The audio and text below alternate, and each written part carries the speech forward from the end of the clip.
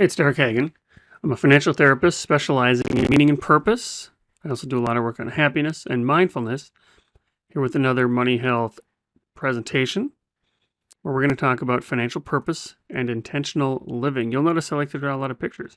I hope that's okay. First thing I want to talk about is what does it mean, financial purpose? Well, think about the kind of life you want. You get one life, okay? So think of what kind of life you want, the kind of life that you would be happy to look back on. And then think about what your money's for.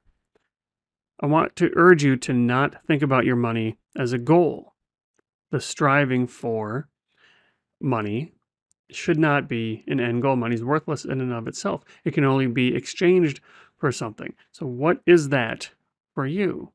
And then when you think about using your money as a tool to support the kind of life you want, that's what we're going to call financial purpose. So when we think about money, it's easy to think about financial stress. Money is stressful. It's the top source of stress for people, at least in the West, and it's a top source of conflict in relationships. And this is a big bummer, because life's already hard. We've already got setbacks to overcome. Nothing seems to go our way sometimes, and life is finite. And so adding this on top of it seems like a slap in the face. And money skills don't come naturally for us. Our distant ancestors didn't have to use money. In fact, all the stuff that we have passed down from us, those weren't meant to translate into doing well with money. And so we know very well what we experience because we experience it. Somebody else's experience, somebody else's stress has to be communicated to us somehow.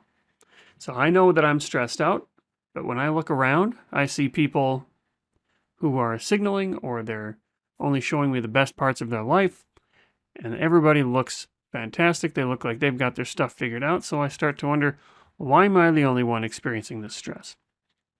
It gets worse if I'm in a position where I shouldn't have financial stress. Shouldn't in quotes. But this is just the perception. Everybody has financial stress. This is the reality. It might be different, but it's the fact. Nobody talks about it, which is why it doesn't feel this way. It doesn't feel like everybody else is experiencing stress. So you layer on this idea that financial lives is full of stress. And if you think about how money is everywhere, it's another kick in the face because you've got money and you've got life. And you know what I see right there in the middle? That is what I call a lot of overlap. Money's a taboo topic, but it touches every area of our lives. Unlike other taboo topics where you don't necessarily have to talk about them, money is everywhere, and it has a way of sneaking its way into our conversations. You don't really have to talk about money in order to talk about money.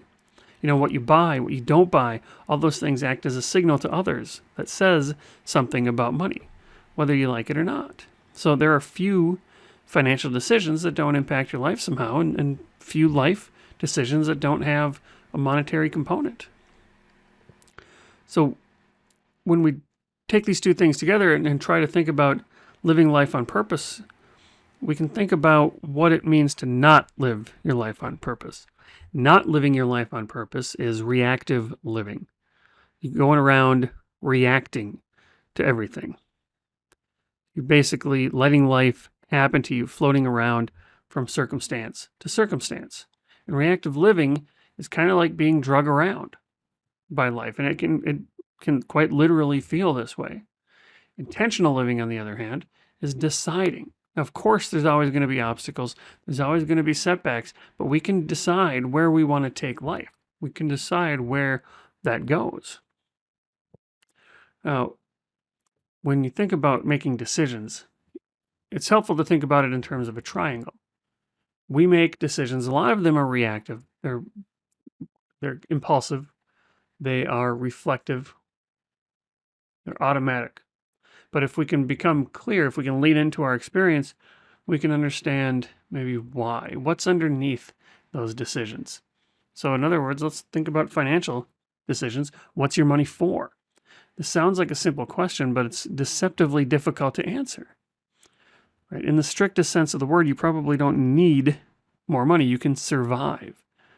And if you're struggling surviving, you can move to a cheaper part of the country or a cheaper country and survive. Now that's drastic, but in the strictest sense of the word need, you don't need more money. So the fact that you're still earning and collecting money means there's some reason. What is that reason for you? What's the purpose of your money? And when you know what your financial purpose is, you can use this as the filter through which you view all of your spending, all of your financial decisions. The best way to use money with intention is to increase the space between stimulus and response. Financial purpose helps you do that. Increase the space between impulse and action, between impulse and purchase. And that impulse is usually just a thought. It happens quickly. And if that action happens too close to it, that's the reaction. That's the gut reaction that we didn't really choose to do. Having a financial purpose statement helps you grow that space between impulse and action. So once you know what money's purpose is in your life, write it down, remember it, use it as a mantra. Run every decision through that. Is this purchase in line with what money needs to do for my life? Money is a tool. And we only get one shot at life, so it pays to spend some time to decide what you want out of life, and you can choose your money, or you can choose how your money will support that life. Do everything you can to live the life that you'd be proud to look back without regrets, without remorse. You get one life. Live intentionally.